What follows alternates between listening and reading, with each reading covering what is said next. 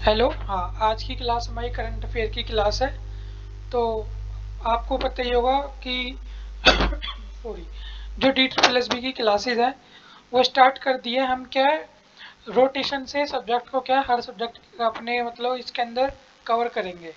तो ये तो बात होगी DSSB की। और जो अभी हमारा फार्मासिस्ट का एग्ज़ाम हुआ है मोहल्ला क्लिनिक के अंदर, उसकी कोई भी अपडेट होगी, कंप्लीट अपडेट आपको चैनल पर टाइम टू टाइम मिलती रहेगी। इसके अलावा फार्मेसी में फार्मासिस्ट की कोई भी वैकेंसी निकलेगी all over India, specially Delhi और उसके आसपास के इलाके की, तो वो भी क्या है, आपको टाइम टू टाइम मिलती रहेगी चैनल पे। अब करते हैं अपनी क्लास स्टार्ट।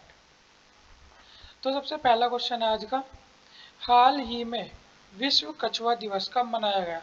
अभी क्या वर्ल्ड टर्टल्स डे मनाया गया था, तो ये कब मनाया गया है? ये आज मैंने थोड़ा वाइट बैकग्राउंड पे कर दिया था, वो कल हमें प्रॉब्लम आई थी ना ब्लू बैकग्राउंड पे, इसलिए ऐसे करके लाया हूँ आज मैं, और फोटो भी इसके अंदर इंक्लूड किया है।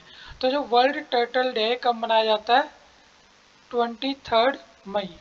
तो क्या 23 मई को क्या बनाया गया है? विश्व कछुआ दिवस। नेक्स्ट क्वेश्चन, हाल ही में किस राज्य सरकार ने अपने सभी विभागों में आए शोध कर्मचारियों में महिला 33% आरक्षण का आदेश दिया है? आपको पता कोई विभाग है, कोई भी विभाग है, उसके अंदर मान लो 10 लोगों की या 100 लोगों की वैकेंसी है अभी। अब शोध कर्मचारी का मतलब है कि उसके अंदर अभी हजार हजार लोग होने चाहिए थे, 900 ही लोग हैं, 100 लोगों की कमी है। तो 100 में से सरकार ने कहा कि हम 33 महिलाएं रखेंगे, और बाकी जितने भी लोग होंगे वो क्या हो जाएंगे, हमारे पुरुष। तो ये 33 क्या है महिलाओं के लिए, और जो बाकी 67 है इसके अंदर क्या है, दोनों फीमेल भी हो सकती है इसके अंदर और मेल भी हो सकते हैं। तो 33 तो फीमेल का आरक्षण कर दिया ना फिक्स। तो ये किस सरकार ने कहा? कर्नाटक की सरकार ने कहा है कि हमारे पास जो भी शोध कर्मचारी होंगे उसके अंदर 33% में तो सिर्फ महिलाएं रहेंगी, और बाकी के 67% में महिला पुरुष दोनों। तो यह अच्छी पहल है और ये याद भी होनी चाहिए। एक सेकंड। हाँ, हाल ही में किस राज्य की 10 वर्षीय लड़की, नाम क्या है? रिदिम ममानिया। नाम याद रखना, 10 साल की है भारत की, रिदिम ममानिया। इन्होंने क्या एवरेस्ट के बेस कैंप पर चढ़ाई करी है। देखो ये एवरेस्ट का बेस कैंप है। एवरेस्ट आपको पता है सबसे लंबी चोटी है, 8,848 मीटर की है। और इसका जो बेस कैंप है ना, ये तो साढ़े मतलब लगभग मान लो 9 किलोमीटर की तो यही है सीधी जमीन से। और 5500, ये 5300, 5364। हाँ, मैं आपको मिटा के दिखा देता हूँ, ये रहा। अब विजिबल होगा ना, जो बेस कैंप पे भी कितना ऊपर है, 9 किलोमीटर के में से 5 किलोमीटर पे तो बेस कैंप है, तो 9 किलोमीटर में से 5 किलोमीटर तक की लड़की क्या है, 10 साल की लड़की है, बहुत छोटी, और यहाँ तक क्या आ चुकी है, चढ़ चुकी है। तो इनका नाम क्या है? रिदिम ममानिया। ये इंपॉर्टेंट इन्फॉर्मेशन है, बेस कैंप तक चढ़ने वाली, बहुत कम बच्चे चढ़ पाते हैं ऐसे। हाल ही में, ये हम पहले भी पढ़ चुके हैं, इन हाल ही में इन्फोसिस ने अपने एमडी और सीईओ किसे बनाया है? सलील पारेख को। ये दूसरी बार बने, आपको पता होगा। ये इन्फोसिस के क्या है, ये इन्फोसिस इनके पीछे भी लिखा है। पिछली बार भी हमने क्वेश्चन लिया था, लेकिन मैं इनकी मतलब फ़ोटो लेना भूल गया था, तो इस बार मैंने दोबारा ले लिया। ये सलील पारेख है। नेक्स्ट है, हाल ही में किसने भारत की असमानता की स्थिति की रिपोर्ट करी? अब भारत के अंदर भी अपने विभाग है, तो इसके अंदर भी रिपोर्ट्स वगैरह निकलती है। तो भारत के अंदर असमानताएं कितनी है, किस स्थिति की असमानताएं हैं, एक एक तबका बड़ा एक छोटा, अलग अलग बेसिस पे असमानता देखी गई है। किसने जारी करी है? विवेक देबरॉय ने, भारत की असमानता की रिपोर्ट। इसी के जैसा हाल ही में 12वीं हॉकी इंडिया सीनियर महिला चैंपियनशिप का खिताब किसने जीता? ओडिशा। मैं आपको एक चीज़ और बता देना चाहता हूँ स्टार्ट में ही, आपने देखा होगा मैं जानबूझ के लाता हूँ, ये वाला क्वेश्चन रिपीट किया मैंने, और आपने देखा होगा ये वाला क्वेश्चन भी रिपीट किया। मैं कुछ क्वेश्चन जानबूझ के रिपीट कर रहा हूँ पिछली क्लास के। आपको रिवीजन करना नहीं है, आप बस अगर वीडियो भी देखोगे, मैं इतनी बार रिपीट करवाऊंगा ना, सेम चीज़ बार बार रिपीट करूंगा।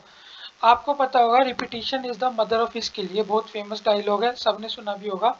तो ये ही रियलिटी में रिपीटिशन ही क्या है, हमारे सिलेक्शन के प्रोसीजर में सबसे मेन चीज़ है।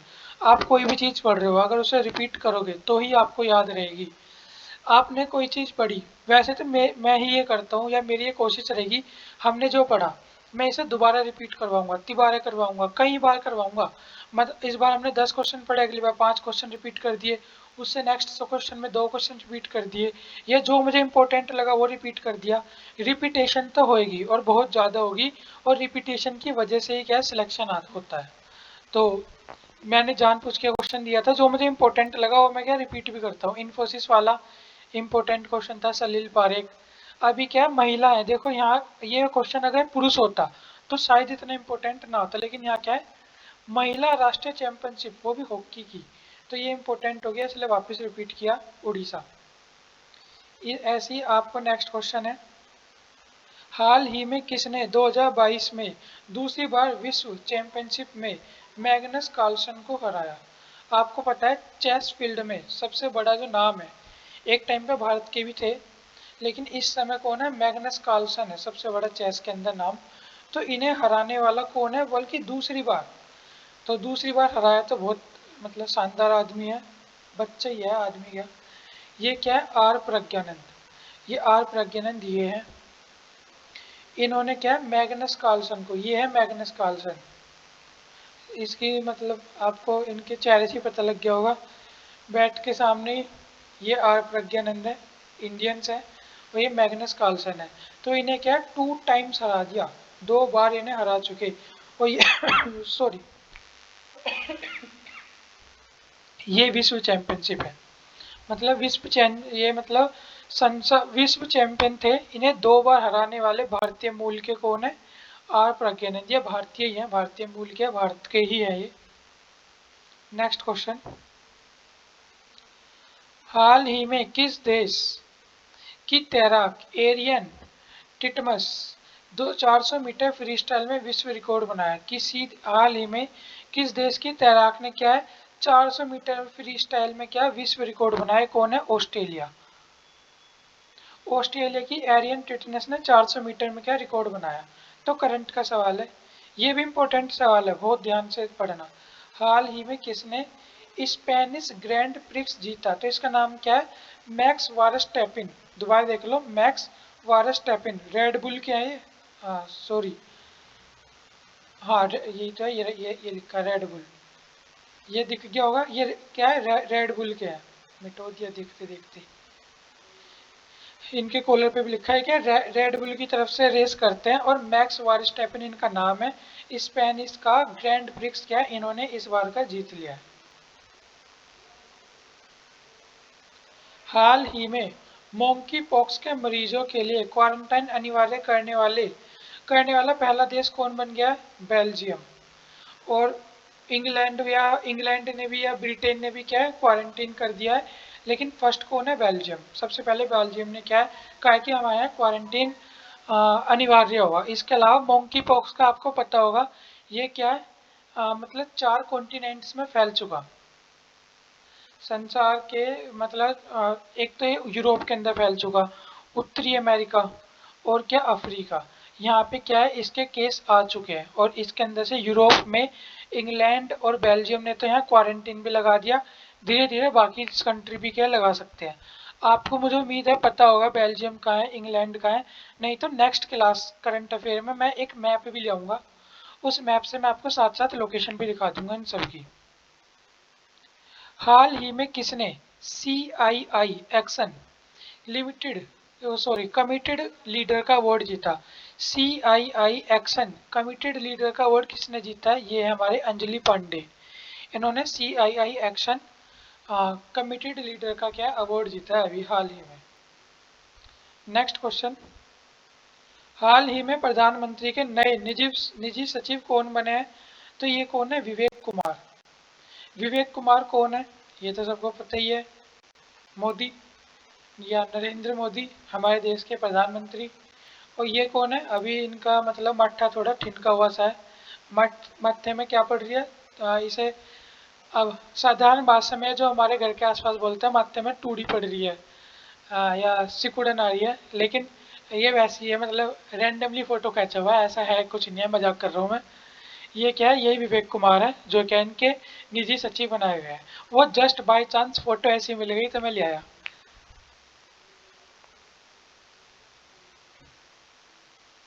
हाल ही में किसने नॉर्थ ईस्ट रिसर्च काउंसिल 2022 का उद्घाटन किया? नॉर्थ ईस्ट आपको पता है, नॉर्थ ईस्ट रिसर्च काउंसिल 2022 का उद्घाटन किसने किया? तो धर्मेंद्र प्रधान।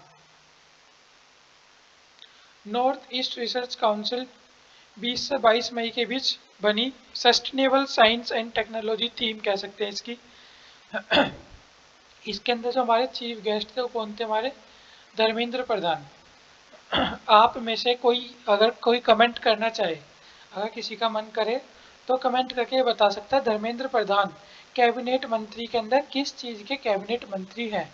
और भी मंत्री थे इसके अंदर बहुत सारे, लेकिन जो चीफ गेस्ट है हम उसे ही देखेंगे, या जो चीफ पर्सन है, चेयर पर्सन है, उसे देखेंगे, धर्मेंद्र प्रधान। तो आप चाहो तो बता सकते हैं धर्मेंद्र प्रधान किस मिनिस्ट्री में है, या इनके अंदर कौन सा विभाग आता है, कमेंट करके बता सकते हैं। इससे एक पॉजिटिव इंट्रैक्शन होगा, और जो लोग बाकी भी कमेंट देखेंगे उनकी भी नॉलेज बूस्ट होगी। आप धर्मेंद्र प्रधान के बारे में बताओगे, इसी तरह आप कल कोई क्या आपको वर्ल्ड इकोनॉमिक फोरम के बारे में बताएगा, कोई कुछ बताएगा, तो धीरे धीरे आपका इंट्रैक्शन बढ़ सकता है। बाकी कोई ऐसा ज़रूरी नहीं है कि कमेंट करना है, मैं तो ऐसे ही बोल दिया, ना करना हो तो मत करना, कोई दिक्कत नहीं है।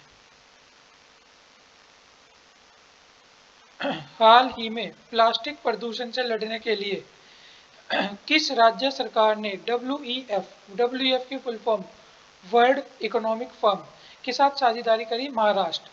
मैं एक ये क्लास भी लूंगा, डब्ल्यू का मुख्यालय कहाँ है, वर्ल्ड इकोनॉमिक फॉर्म का मुख्यालय कहाँ है, और यूनाइटेड नेशन का कहाँ है, इन सबके मुख्यालय की भी क्या एक वीडियो आएगी, तो जल्दी आएगी वो भी। ये हमारी क्लास हो चुकी। इसके साथ मुझे ये कहना है DSSS की तैयारी स्टार्ट हो चुकी है।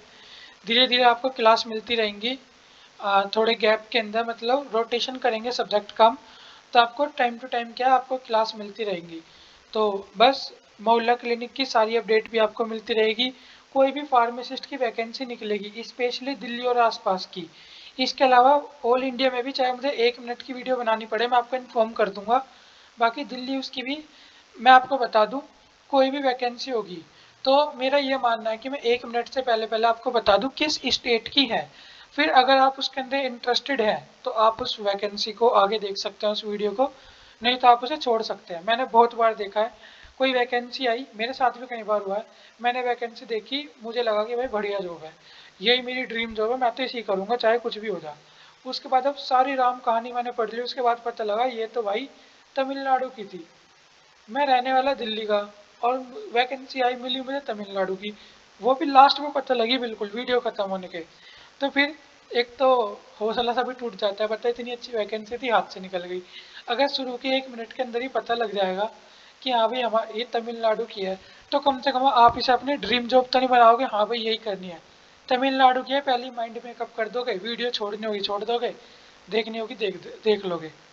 तो बस यही बताना था आपको, आगे वीडियो आ जाएंगी और भी। आज के लिए इतना ही, थैंक यू सो मच।